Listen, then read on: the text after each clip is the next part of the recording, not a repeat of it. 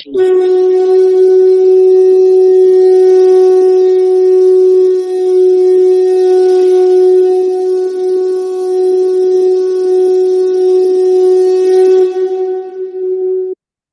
श्री गणपति नमः।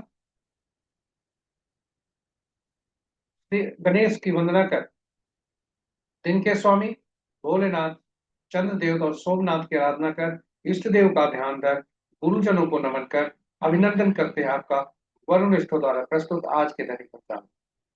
यह दैनिक पंचांग नित्य प्रस्तुत हुआ करता है और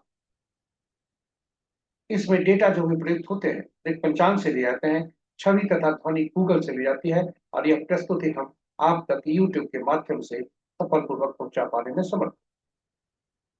जिस प्रकार पंचांग के 5 अंग होते हैं, उसी प्रकार इस प्रस्तुति के भी 5 भाग हैं। पहला भाग पंचांग मुहूर्त और ग्रहों के गोचर से संबंध रखता है और इसी पहले भाग में से पंचांग मुहूर्त को लेकर हम पंचांग और मुहूर्त को लेकर आपके सुझाव के अनुरूप इस प्रस्तुति का लघु रूप आपके लिए हम नित्य अलग से प्रस्तुत किया करते हैं। दूसरा भाग नक्षत्रों के अनुसार है, यानी तारा मतलब जिसका नाम है सितारे, जिसमें करते काम है और सितारे कभी झूठ नहीं बोलते। जन्म नक्षत्र के अनुसार आज का दिन कैसा रहने की संभावना, साथ ही साथ नौ तारा चक्रपति तारा बलम नौ तारा चक्रपति पर आधारित है और उसके अनुसार पूरे जीवन काल में हम किसी भी जातक का अपना, मित्रों का, परिजनों का, उनके अनुसार जन्म नक्षत्र के अनुसार हम विभिन्न ग्रहों का फल पूरे जीवन काल का, चाहे जन्म कुंडली में हो या महादशा का हो या विभिन्न लोग हमसे जिनसे मिलते हैं वे हमारे लिए कितने का भाग है, कितने फलदायी हो सकते हैं, वह सभी जान सकते हैं। विशेष चर्चा प्रस्तुत। तीसरा भाग चंद्र बल। यहाँ चंद्र बलम जन्म राशि के अनुसार आज चंद्रमा क्या क्या संकेत दे रहे हैं सुरता के विभिन्न राशि में जन्मे जातकों। चौथा भाग चौघड़िया, एक प्रकार का भूत ज्योतिष। किसी भी कार्य में शुभता बनाए रखने के लिए जिस शुभता की चाह हमारी भी होती है और चौघड़िया का भी उद्देश्य यही है कि कोई भी कार्य में आपकी शुभता बनी रहे, जिसके लिए शुभ और अशुभ महत्व दर्शाता है।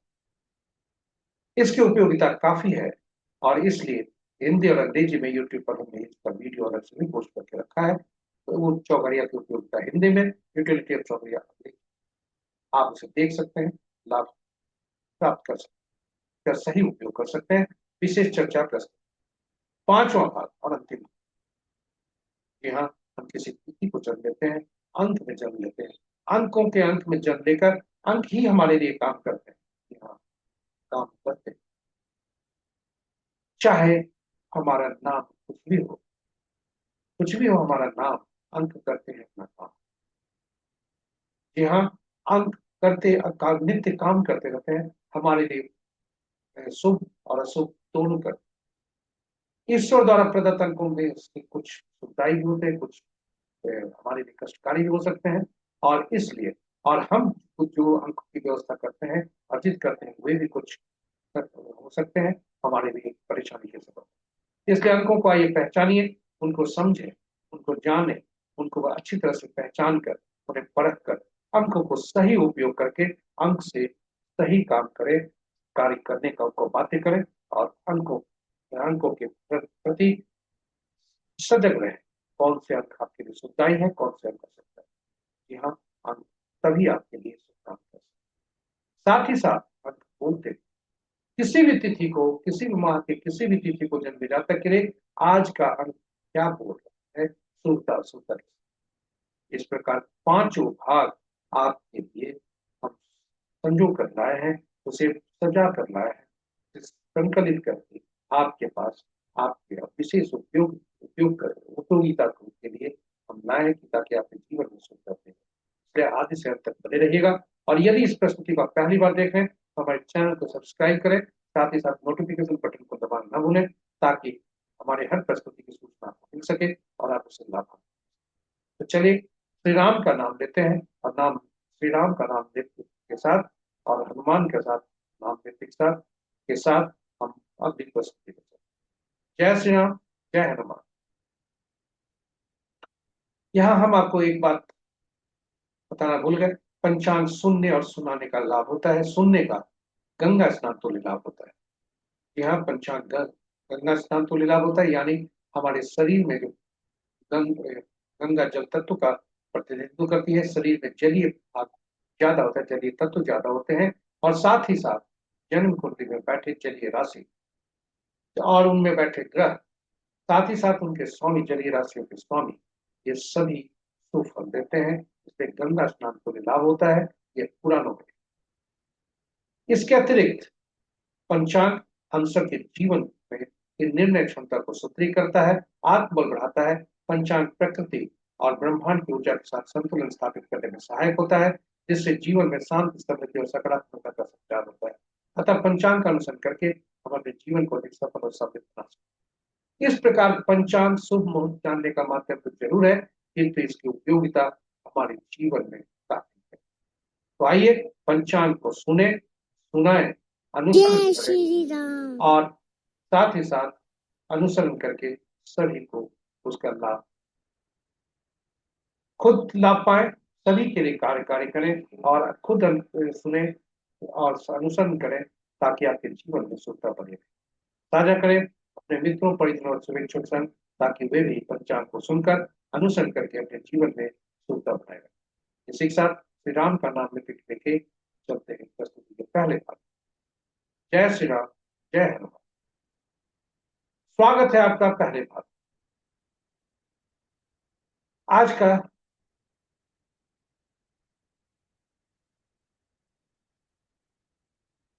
आज का पंचांग इस प्रकार। दिनांक 16 फरवरी 2026, फाल्गुन माह, पक्ष कृष्ण, शाका संवत 1947 विश्व वसु, विक्रम संवत 2082 कलाई और कलयुग का 5126वां वर्ष। आज का सूर्योदय 6:24 पर, सूर्यास्त 5:43 पर, sunrise at 6:24 AM and sunset at 5:43 PM। आज का दिशा शुभ पूर्व है, फिर भी इस दिशा में यात्रा करने को बाध्यता हुई, तो आईना देखकर या दूध का सेवन करके यात्रा में सुनता। पंचांग के पांचों अंक इस प्रकार। वार सोमवार, तिथि संध्या 5:34 तक चतुर्दशी जो रिक्ता तिथि के अंतर्गत आता है, उसके बाद अमावस्या जो पूर्णा तिथि के अंतर्गत आता है। नक्षत्र रात्रि के 8:47 तक श्रवण, उसके बाद धनिष्ठा। योग देर रात्रि 1:50 तक वर्यान और उसके पश्चात परिक। नक्षत्र के पद में आज का दिन श्रवण के दूसरे पद से आते आरंभ हो रहा है। प्रातः 8:22 तक दूसरा पद, श्रवण नक्षत्र का तीसरा पद अपना 2:36 तक, चौथा पद रात्रि के 8:47 तक, तत्पश्चात अधिष्ठा और पहला पद आरंभ, जो कि देर रात्रि 2:57 तक खत्म समाप्त होगा, और दूसरा पद कल सुबह सूर्योदय के बाद प्रातः 9:05 तक समाप्त होगा। तो ये रहे हमारे नक्षत्रों के पदों की जानकारी। योग देर रात्रि 1:25 तक वर्यान, उसके बाद परिक और करण संध्या 5:34 तक शकुनी, उसके बाद चतुष्पाद जो कि कल भोर में 5:36 तक होगा, उसके बाद नाग। इस प्रकार करण संध्या 5:34 तक शकुनी, कल भोर में 5:36 तक चतुष्पाद, उसके बाद नाग।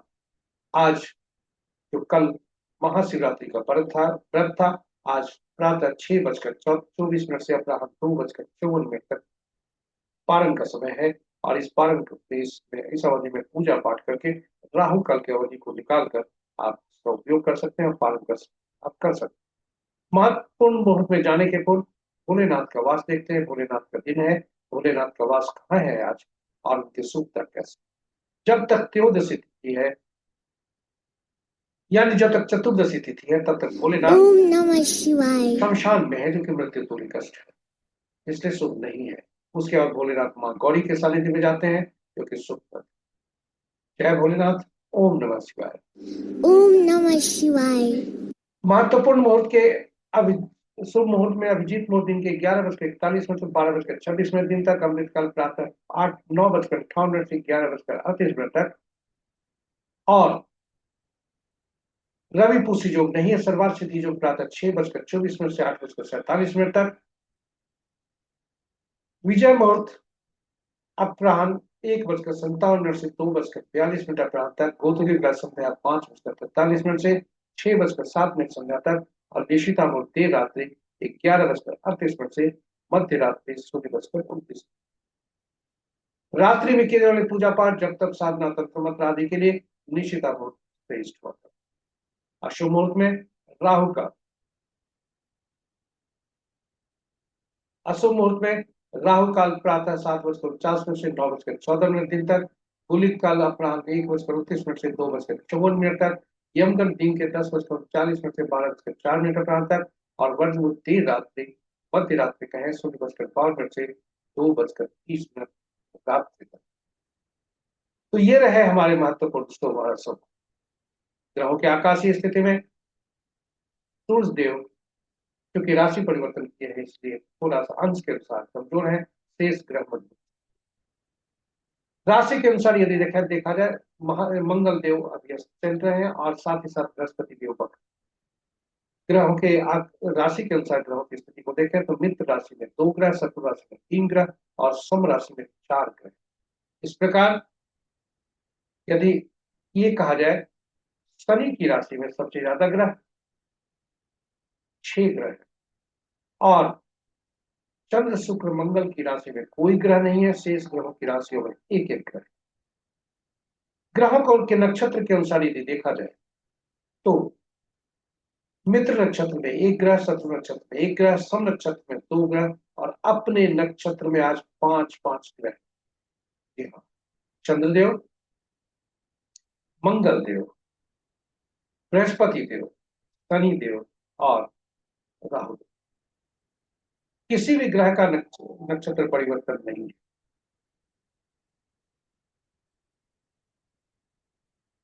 इस प्रकार मंगल देव, राहु देव और बृहस्पति देव के नक्षत्र में 2 ग्रह। केतु, सूर्य और बुध के नक्षत्र में कोई ग्रह नहीं है, ये स्वतंत्र ग्रह है, और शेष ग्रहों के नक्षत्र में एक एक। आज किसी ग्रह का राशि परिवर्तन नहीं है। इसके साथ ही हम आपको अब ले चलते हैं दूसरे भाग। स्वागत है आपका दूसरा भाग। जी हाँ, तारा बलम जिसका नाम है, सितारे जिसमें करते काम है, और सितारे झूठ नहीं बोलते। यहाँ कर काम करते भी हैं और बोलते भी। तो चलिए, सितारों से की दुनिया में सितारे कैसे कार्य करते। तारा बलम के अनुसार आपके समक्ष तारा बलम की सारणी रखी हुई है, जिसमें तारा बलम के समक्ष जो नक्षत्रों के नाम है वे चंद्रमा के गोचर से संबंध रखते हैं, और तारा बलम के नीचे जो नक्षत्रों के नाम है वह हमारा जन्म कुंडली में चंद्रमा जिस नक्षत्र में होते हैं वह दर्शाता है। और दोनों का मिलान जहां होता है हॉरिजॉन्टली वर्टिकली, यही हमारा आज का फल होता है। कुल 9 तरह की परिस्थितियां बन सकती है, जो कि आज चंद्रमा बता सकता है। जन्म में संपर्क, विपर्क, क्षेप, प्रत्यरि, साधक, नैतरि, विद्यार्थी, मित्र। जब आज का तारा यदि जन्म, विपर्क, प्रत्यरि या नैतनि में हो तो वह शुभता की तरफ इशारा करता है, संकेत देता है, और संपर्क, क्षेम, साधक और मित्र, अति मित्र में हो तो शुभता की तरफ संकेत देता है। जी हाँ, यदि आपका आज का तारा जन्म, विपर्क, प्रत्यय या नैतनि में है तो दैनिक कार्य में सावधानी और नए कार्य का आरंभ बिल्कुल न करें।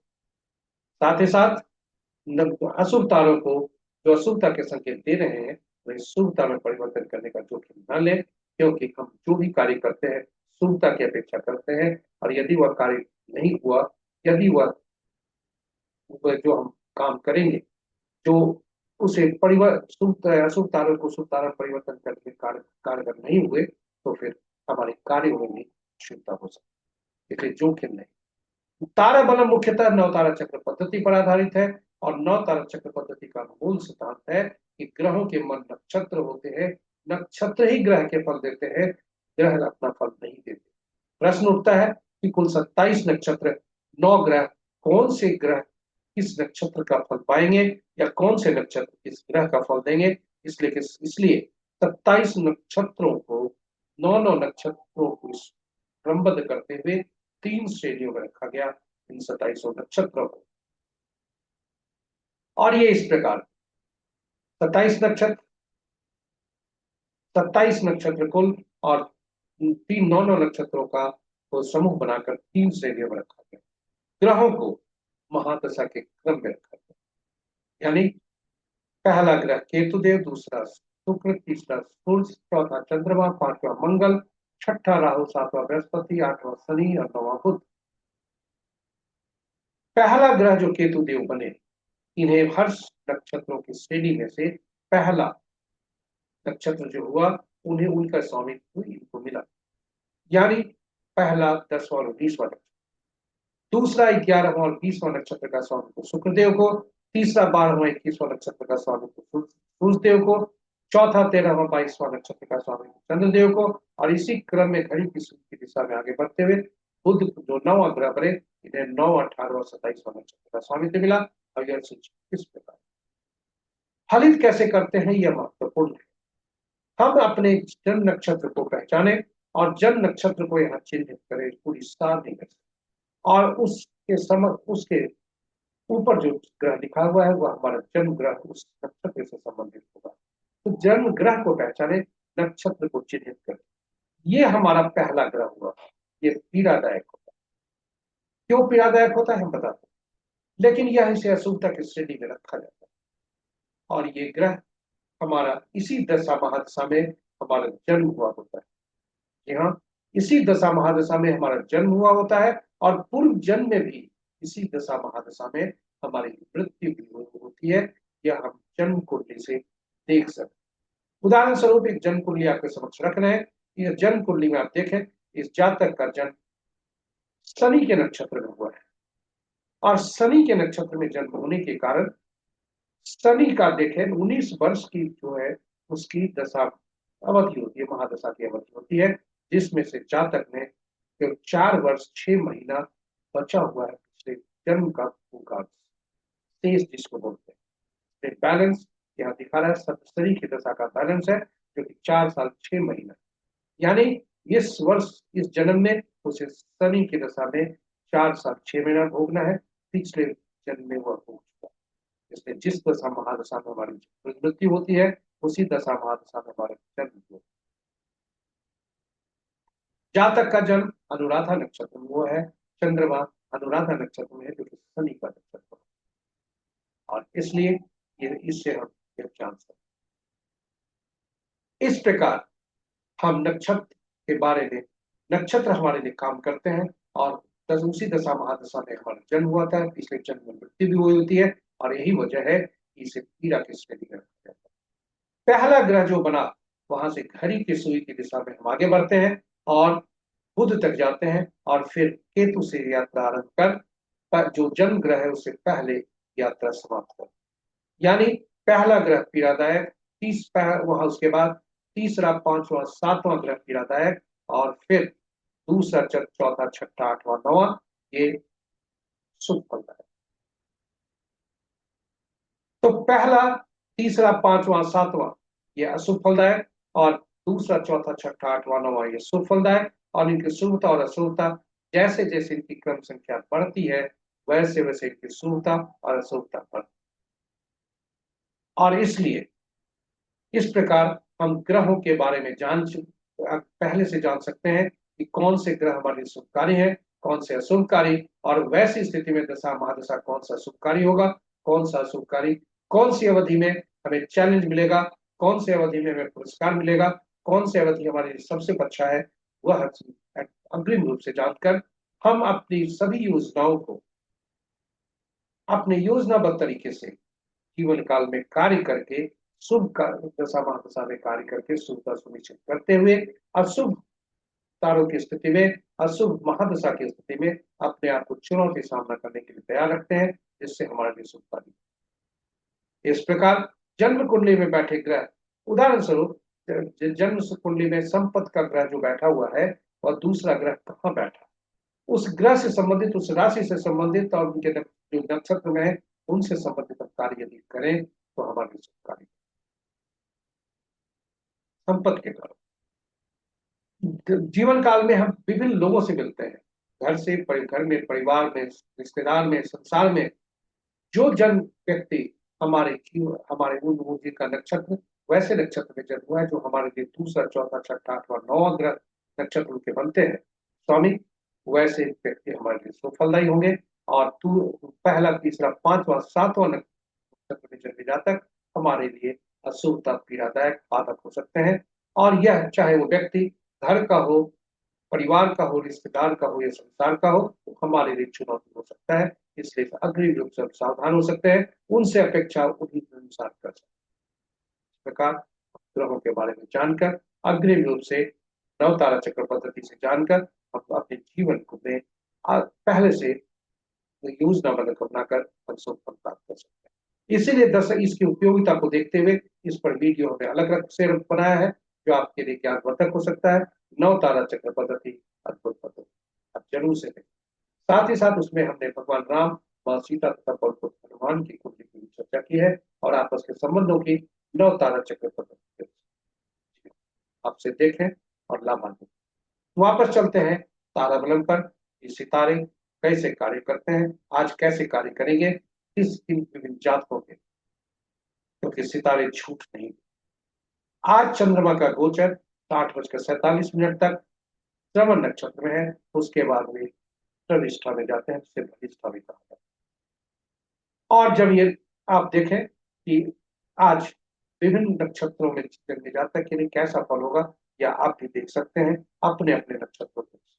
उदाहरण स्वरूप भरनी, पूर्व फाल्गुनी, पूर्वाषाढ़ नक्षत्र में जन्मे जातक के लिए प्रारंभिक भाग जो होगा 8:47 रात्रि तक, जब तक चंद्रमा श्रवण में है तब तक विपद का कारक होगा, उसके बाद क्षेम का कारक होगा, शुभ। वहीं पुनर्वसु, विशाखा, पूर्व भाद्रपद नक्षत्र में जन्मे जातक के लिए पहला भाग नैधन्य का होगा, दूसरा भाग मित्र का। और इस प्रकार हम सभी नक्षत्रों के बारे में जान सकते। आज पुनर्वसु, विशाखा, पूर्व भाद्रपद नक्षत्र के लिए पहला भाग नैधन्य है और पौष, अनुराधा, उत्तरा भाद्रपद नक्षत्र में जन्मे जातक के लिए दूसरा भाग नैधन्य। सभी नक्षत्रों की सूची यहाँ पर संबद्ध है, आपके पास प्रस्तुत है, आप अपने अपने नक्षत्रों का फल जान सकते। इसी के साथ हम आपको ले चलते हैं जो किताबों में लिखा है उपाय के। यह अपुष्ट है, कंफर्म नहीं है, फिर भी आपकी जानकारी के लिए हम यहाँ प्रस्तुत कर रहे हैं, किंतु सावधान कर रहे हैं कि जोखिम न लेंगे, इसका उपयोग करें। यह किताबों में लिखा है और थोड़ी थोड़ी देर के लिए, कुछ घंटों के लिए आपका तारा गलत स्थिति पर होता है, अशुभता दे सकता है, परंतु शुभता का इंतजार करें। दैनिक कार्यों में सावधानी रखें और अपने आप को संयमित। एक साथ हम तीसरे भाग में आपको ले चलते हैं। तीसरा भाग आज का राशि परिवर्तन का है। चंद्र बनम इनका नाम है और इनमें राशि करते काम, राशि के अनुसार चंद्रमा जो है आज गोचर नहीं कर रहे हैं, मतलब आज राशि परिवर्तन नहीं है, इसलिए ये मकर राशि में रहेंगे, शनि के राशि। और विभिन्न राशियों के जातकों के लिए चंद्रमा के अनुसार देखते हैं, चंद्रमा जिस राशि में जन्म कुंडली में होते हैं उसके अनुसार देखते हैं। तो आज देखते हैं कि चंद्रमा जिस राशि में है उसके अनुसार मेष, कर्क, सिंह, वृश्चिक, मकर और मीन राशि के लिए आज शुभता के संकेत, शेष राशि के जातक के लिए शुभता के संकेत नहीं। तो ये रहे आज के राशि के अनुसार आज का फल। जिन जातकों के अशुभता के संकेत हैं उन्हें सावधान रहने की आवश्यकता है और अपने अपने इष्ट देव का जो भी आपका धर्म हो उसके अनुसार अपने अपने देवता की प्रार्थना करें, अपने अपने गॉड की प्रार्थना। इसी के साथ हम आपको ले चलते हैं चौथे भाग में। जी हाँ, चौघड़िया। चौघड़िया एक प्रकार का मुहूर्त ज्योतिष है जो शुभ और शुभ समय दर्शाता है किसी भी कार्य को करने के लिए, और कोई भी कार्य हम करते हैं इसमें इसका उपयोग किया जा सकता है, क्योंकि किसी भी काम में हम जो भी करते हैं शुभता चाहते हैं, चाहे वो कार्य पूजा पाठ से हो, पहले बार किए जाने वाले कार्य हो। यदि कोई व्यक्ति मुहूर्त नहीं देख पाया या नहीं देखना चाहता हो, तो किंतु अपने कार्यों में शुभता जरूर चाहता है, इसलिए कम से कम चौघड़िया जरूर देखें। इसकी उपयोगिता काफी है, इसलिए जैसा आरंभ में हमने कहा था, इस पर हिंदी और अंग्रेजी में अलग अलग वीडियो पोस्ट करके रखा है, आप उसे देख सकते हैं। संक्षेप में यह बता दें, कुल 8 चौघड़िया दिन के होते हैं, 8 चौघड़िया रात के होते हैं। किंतु साप्ताहिक दिनों से इन्हें जोड़ने के लिए साथ ही चौघड़िया का नामकरण हुआ। और इस प्रकार आदि का जो चौघड़िया होता है, आरंभ का जो चौघड़िया प्रतिदिन होता है, वही अंत का चौघड़िया होता है। और उसी प्रकार रात्रि में जो प्रति रात आरंभ का जो चौघड़िया होता है, वो रात की समाप्ति का जो चौघड़िया होता है। ठीक। अब आप ये देखें, चौघड़िया का संबंध साप्ताहिक दिनों से हो जाता है, और साप्ताहिक दिनों के स्वामी अलग अलग ग्रह बनते हैं, जो विभिन्न कार्यों, विभिन्न प्रयोजन, विभिन्न उद्देश्यों के लिए अधिकृत होते हैं शुभता देने के लिए। इसलिए चौघड़िया का संबंध साप्ताहिक दिनों के साथ साथ उनके दिन के स्वामी ग्रहों से होता है और उनके निमित्त कार्यों से होता है। इस प्रकार चौघड़िया की उपयोगिता और बढ़। चौघड़िया का उपयोग करते समय जब भी हम उपयोग करें तो जरूर देख लें कि जिस चौघड़िया का हम उपयोग करने जा रहे हैं वह कहीं अशुभता से अधिव्याप्त तो नहीं है। दिन का चौघड़िया जो अशुभता से, दिन का चौघड़िया जो अधिव्याप्त होता है अशुभता, वह राहु काल, वार वेला और काल वेला से घोषित होता है, और रात्रि का काल रात्रि से।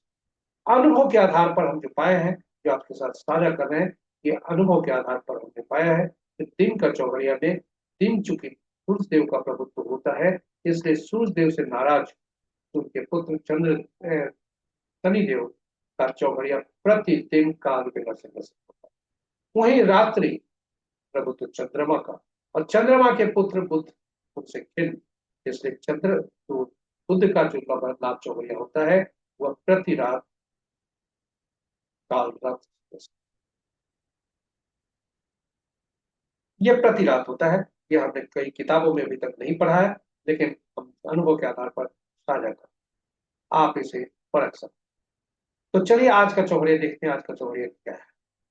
आज का चौघड़िया आप देखें,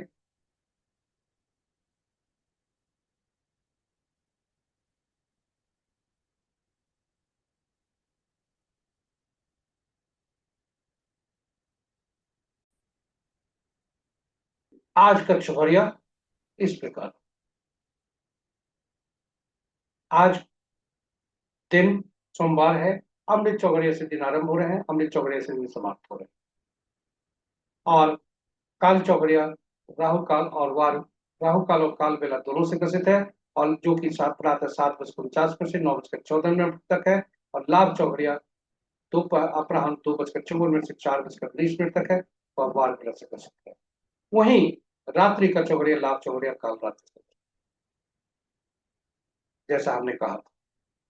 तो इस प्रकार चौघड़िया की अशुभता, ये तीन चौघड़िया अशुभता से अधिव्याप्त है, शेष चौघड़िया का उपयोग किया जा सकता है। आपको बता दें, काल चौघड़िया जरूर काल बेला से प्रतिदिन ग्रसित होता है, लेकिन धन अर्जन करने हेतु जो भी कार्य किए जाएंगे उसमें शनिदेव कर्म के देवता है, इसलिए वो शुभता देते। इसी के साथ हम आपको ले आए हैं पांचवें और अंतिम भाग में, अंक बोलते हैं, अंक कार्य करते हैं। यहाँ अंक कार्य करते हैं, अंकों के अंक में हम जन्म लेते हैं, और अंक इस जो है ईश्वर हमें अंक से नवाजते हैं, और वह अंक हमारे लिए कार्य काम करते हैं। तो चलिए अंकों को पहचानें। ये अंक होते हैं 1 से 9 तक। ये 1 से 9 तक का अंक, और एक अलग दो अंक का और दो अंकों का समूह जब भी हमारे समक्ष होता है, उसमें प्रयुक्त हुए सभी अंकों को जोड़कर एक अलग में परिवर्तित कर देते हैं। यह जो अंक ज्योतिष का मूल सिद्धांत। और ये एक अंक में शून्य, जो 1 से 9 तक अंक होते हैं, इनमें शून्य को की गणना नहीं की जाती, क्योंकि शून्य अनिश्चितता को दर्शाता है। और पांचवा अंक ऐसा होता है जो मध्य का होता है। हमारे अगर इसको वास्तु के अनुसार देखा जाए तो यह ब्रह्म ब्रह्म स्थल होता है, यह केंद्र का स्थल होता है, और पांचवा अंक काफी उपयोगी होता है। ये भी सभी 1 के 9 के अंक जो होते हैं, इनके स्वामी अलग अलग ग्रह होते हैं, जिनकी अलग अलग ऊर्जा होती है, अलग अलग तत्व होते हैं, और अलग अलग गुण होते हैं।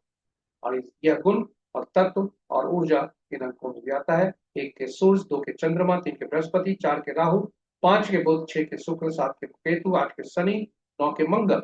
और इसलिए इन अंकों के गुणों, तत्वों और ऊर्जा के आधार पर अंकों की दुनिया में इन्हें अलग अलग नाम से जाना जाता है। एक को राजा, सरकार या नौकरी बटे वाले व्यक्तियों से के लिए बॉस से, दूसरे को रानी से या पार्टनर से, 3 को गुरु या सलाहकार से, 4 को शरारती तत्वों से, नियम तोड़ने वाले व्यक्तियों से, झूठ बोलने वाले, कल्पना करने वाले, कल्पनाशील रहने वाले व्यक्ति, या झांसा देने वाले व्यक्तियों से, आदि आदि से। 5 को राजकुमार से, 6 को मंत्री या सलाहकार से, या कहे मंत्री या सुख सुविधा प्रदान करने वाले व्यक्तियों से, चूंकि शुक्र का प्रतिनिधित्व 6 करता है, स्वामी इसके शुक्र होते हैं। 7 का धर्म गुरु से, और भविष्य में घटने वाले ऐसे व्यक्ति जिसमें भविष्य में घटने वाली घटनाओं का पूर्वाभास हो, पूर्वानुमान हो, उनसे है।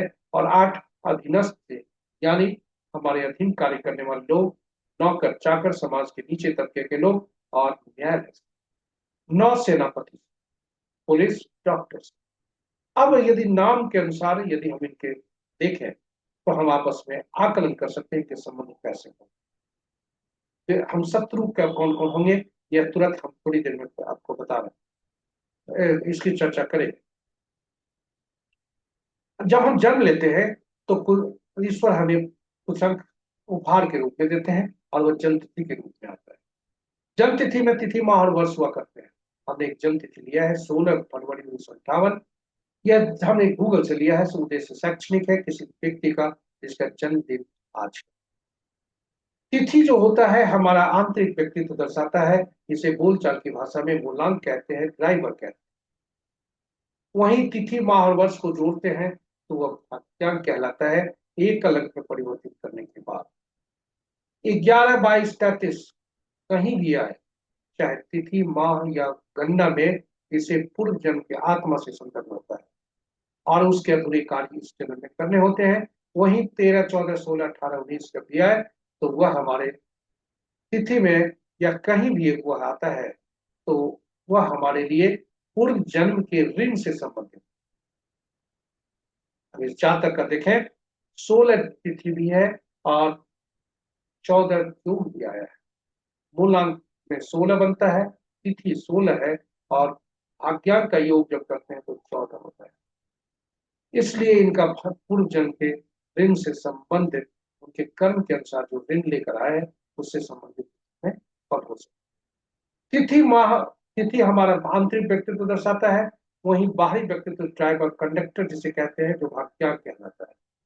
तिथि और माह को जोड़कर एक अलग परिवर्तित करते हैं, वह हमारा बाहरी व्यक्तित्व दर्शाता है। और तिथि वही केवल वर्ष को जोड़कर एक अलग में परिवर्तित करके, और फिर पुरुष के लिए 11 से उसमें घटाते हैं, और महिला के लिए 4 उसमें जोड़ते हैं। एक अलग में परिवर्तित करने के बाद जो अंक आता है उसे एंजल नंबर का। सभी के रोल अलग अलग। और इस जातक का यदि देखें तो मूलांक 7 बनता है, भाग्यांक 5 बनता है। दैनिक जीवन में कल्पना करें कि बस जो चलती है उसका ड्राइवर और कंडक्टर आपस में शत्रु हो, तो फिर बस का चलना मुश्किल होता है। ठीक उसी प्रकार हमारे हमारे जीवन में यदि बस ड्राइवर और कंडक्टर का शत्रु होता है तो हमारे लिए चलना, हमारे लाइफ स्ट्रगल की होती है। फिर ऐसे अंक की व्यवस्था हम करते हैं जो दोनों का मित्रक हो, ताकि दोनों को सामंजस्य कर। तिथि माह वर्ष, जी हाँ, यही महत्वपूर्ण होते हैं। ये स्थायी होते हैं, और इसी से अन्य अंक सृजित होते हैं, इसलिए ये भी स्थायी होते हैं। और इसलिए ऐसे अंक की व्यवस्था इन्हें करनी पड़ती है जो इनको संतुलन कर सके, ड्राइवर कंडक्टर का, जो स्थायी हो। और ऐसा अंक हो जो इनके मिसिंग अंक में हो, या ज्यादा बात प्रेरित नहीं हो। दो स्थितियां बन सकती है इस पूरे जनस्थिति में, कि एक कुछ अंक हमारे मिसिंग हो, यानी हमारे जन्म तिथि में कुछ अंक नहीं आए हो, 1 से 9 तक ही अंक। और कुछ अंक ऐसे हो सकते हैं जो कई बार आए हो, 3 बार या 3 से ज्यादा बार जो भी अंक आते हैं वे शुभ फल देने में सक्षम सक्षम होते हैं। क्योंकि हर अंक जो है उसके प्रतिनिधित्व करता है आपका आपका अलग अलग प्रकार के गुण का, अलग अलग तत्व का, अलग अलग ऊर्जा का। जब भी अंक की अधिकता होती है तो हम में उस अंक से संबंधित गुण, तत्व और ऊर्जा की अधिकता पाई जाती है। वहीं जब भी अंक हमारे मिसिंग होते हैं, उस अंक से संबंधित गुण, तत्व और ऊर्जा की कमी हमें पाई जाती है, और जो अंत तो गत्वा हमारे लिए नुकसानदायक है। इसलिए वैसे अंकों की व्यवस्था भी करनी है जो अंक हमारे मिसिंग है, और जो अंक हमारे लिए अशुभकारी हो, समस्या कारक हो, वह नहीं। हम ऐसा जीवन में करते हैं कि मोबाइल अंक लिया और वह तीसरा बार जिसका योग होता है तीसरा बार, या ऐसे अंक हम उसमें ले आए जो हमारे शत्रु अंक हो, तो वह हमारे लिए जिस दिन से लाए, जब से ऊर्जा उसकी का उपयोग कर रहे हैं, वहां से बाधा शुरू। बस में भी वही होता है, ड्राइवर और कंडक्टर आपस में मित्र है, ऐसे अंक हम ले आए जो ड्राइवर और कंडक्टर ऐसे पड़ाव पर हम पहुंचे, जिस पड़ाव पर ऐसे लोग पहुंच सवार हुए जो ड्राइवर और कंडक्टर के शत्रु है, फिर वहां से बाधा बस को चलने में होगी। जीवन में भी वही होता है। इसलिए अंकों को आइए पहचाने, समझे और उसे बूझें और उसको सही पढ़ करके उसका उपयोग करें। तो चलिए देखते हैं कौन कौन अंक इनके मिसिंग है, कैसे देखा जाता है।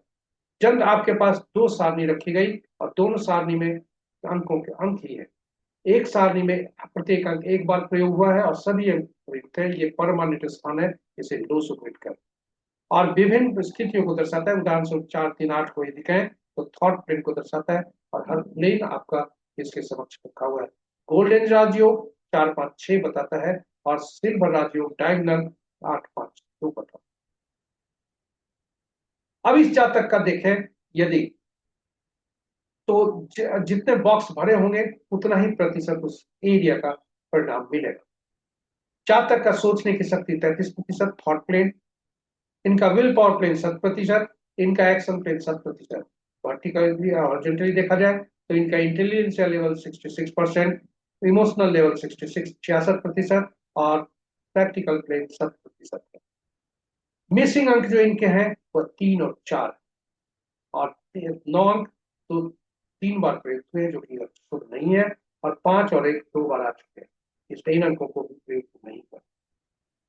अब हम प्रश्न उठता है, हम ऐसा अंक कौन सा लाएं जो कि हमारे ड्राइवर और कंडक्टर के मित्र साबित।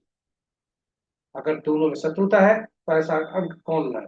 हमने प्रारंभ में कहा था कि ये सभी अंक जितने जन्मतिथि स्थिर होते हैं, ये बदलते नहीं है और इनसे सृजित अंक भी स्थिर होते हैं। इसलिए ये बॉक्स भी स्थिर है। अब इसमें कुछ अंक को लाना है, कुछ अंकों को हमें हटाना है।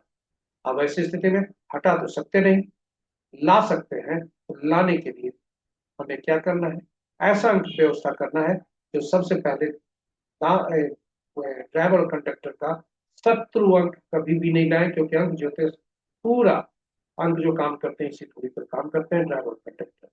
क्योंकि ड्राइवर हमारा मन होता है और कंडक्टर हमारा कर्म होता है। तो ऐसी स्थिति में दोनों के शत्रु अंक की व्यवस्था न करें।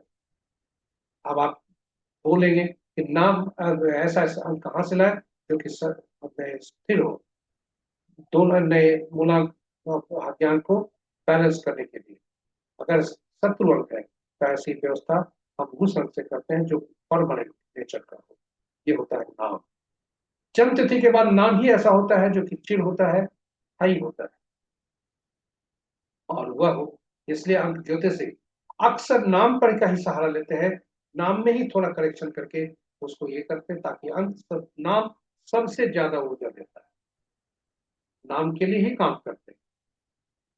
और नाम ऐसा होता है कि नाम जब भी पुकारा जाता है तो पहला अक्षर चेतना ज्यादा जगाता है। उसके बाद नाम के जो पहले जो भाग होते हैं, उस भाग को पूरा करते करने के पूर्व भी हम रिस्पॉन्स करते हैं। कई बार ऐसा होता है कि ग्रुप में बैठे हैं और पूरा नाम पुकारा भी नहीं जाता और हम रिस्पॉन्स करते हैं। जी हाँ, नाम बहुत ही महत्वपूर्ण है। इसलिए नामांक जो होता है वह महत्वपूर्ण होता है, और नामांक का नाम का पहला अक्षर भी शत्रु अंक ना हो और बाद का पूरा अक्षर भी शत्रु अंक नहीं। आप कहेंगे नाम में तो अक्षर होता है, कहाँ से है, तो हर अंक के अक्षर अंकीय मूल्य होते हैं और उनके नाम में प्रयुक्त अक्षरों को उनकी अंकीय मूल्य से परिवर्तित करके हम उनका उपयोग करते हैं। हम जिस व्यक्ति का नाम लिए हैं वो शोमा आनंद जी, फिल्मी एक्ट्रेस। इनका देखें, इनका नाम का भी मैं पहले हार्दिक बधाई, जन्मतिथि की आज की। और इनका नाम में देखें, नाम 3 से आरंभ हुआ है और इनका नाम 9 पर गया है। 9 को हमने गणना में ले लिया है।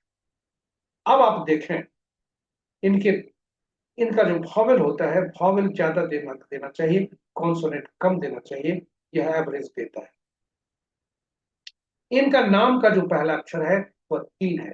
ये सभी अंक आप नोट करें, 7 पूर्णांक भाग्यांक 5, और इनके जो एंजल नंबर हैं वह होते हैं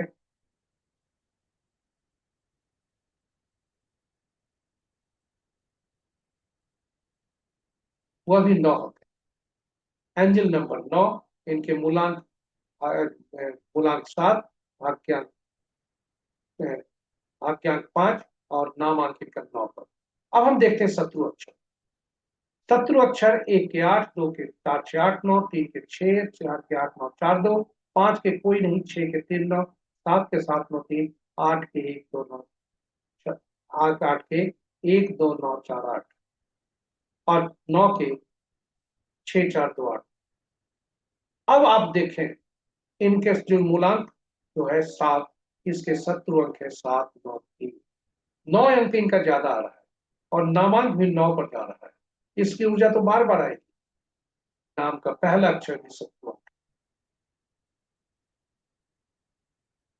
और इसलिए और इनका जो मिसिंग अंक है वह 3 ही है। तो 3 अंक का व्यवस्था नहीं कर। नामांक इनका नाम 9 पर है।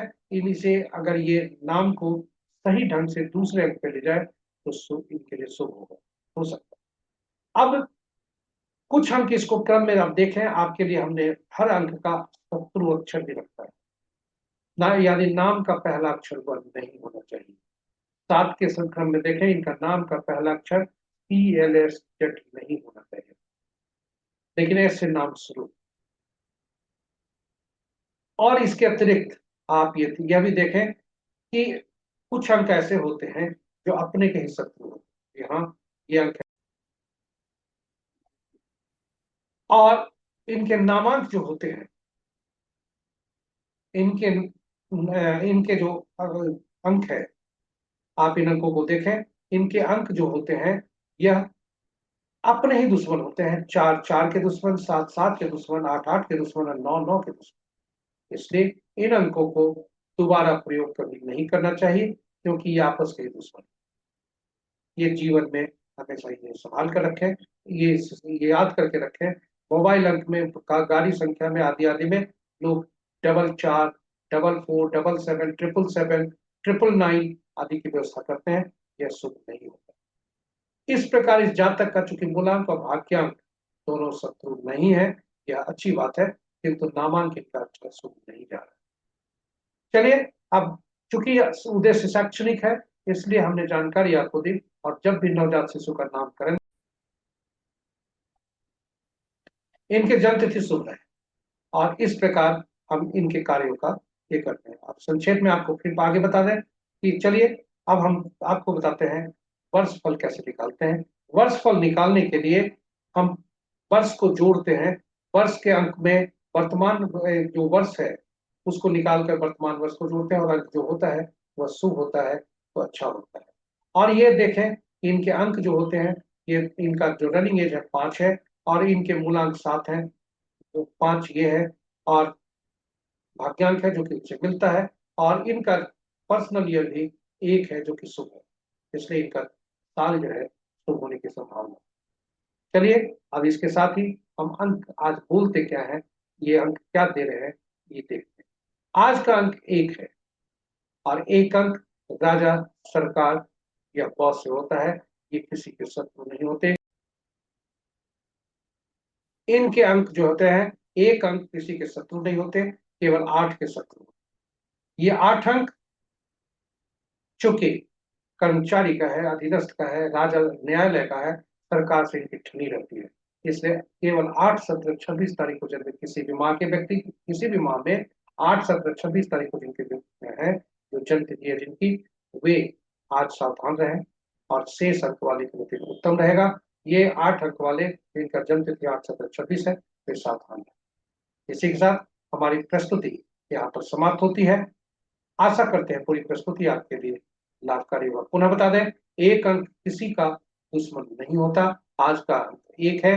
अंक बोल रहे हैं कि आज आपके अंक 1 सभी के लिए उत्तम है और सभी के लिए 1 2 3 जिनका जन्म तिथि 1 10 19 28 हुआ, 2 11 20 29, 3 11 12 21 30, 4 13 22 21, 5 14 23, 6 15 24, 7 16 25 और 9 18 27, ये सभी जन्मे जातक फिर दिला चुकता है। 8 17 26 पर सावधान रहें जिनका जन्म तिथि है, क्योंकि उनके लिए शत्रुता एक सरकार के साथ रहती है, राजा के साथ रहती है। इसी के साथ हम चलते हैं अंतिम भाग। आप हमारे साथ बने रहे इसके लिए बहुत बहुत धन्यवाद। आशा करते हैं कि पूरी प्रस्तुति आपके लिए उपयोगी सिद्ध होगी, और यदि इसको सुनने के क्रम में, इसको देखने के क्रम में कोई सुझाव आपके मन में आया होगा तो हमें जरूर साझा करें, ताकि हम इस प्रस्तुति को और बेहतर बना सकें और उपयोगी बना सकें। इसके साथ ही हम आज विराम देंगे हम इस प्रस्तुति को, और आप हमारे साथ बने रहे इसके लिए बहुत बहुत धन्यवाद। यदि इस प्रस्तुति को पहली बार देख रहे हैं तो हमारे चैनल को सब्सक्राइब करें, साथ ही साथ नोटिफिकेशन बटन को दबाना न भूलें, ताकि हमारे हर प्रस्तुति की सूचना आपको मिल सके और आप उसे लाभान्वित हो सके। और अंत में प्रार्थना करते हैं कुल आज के दिन के स्वामी चंद्रदेव, सोमदेव तथा देवादिदेव भोलेनाथ से कि उनकी असीम कृपा पर बनी रहे और आपका आज का दिन शुभ। जय चंद्रदेव, जय सोमदेव, जय देवादिदेव भोलेनाथ।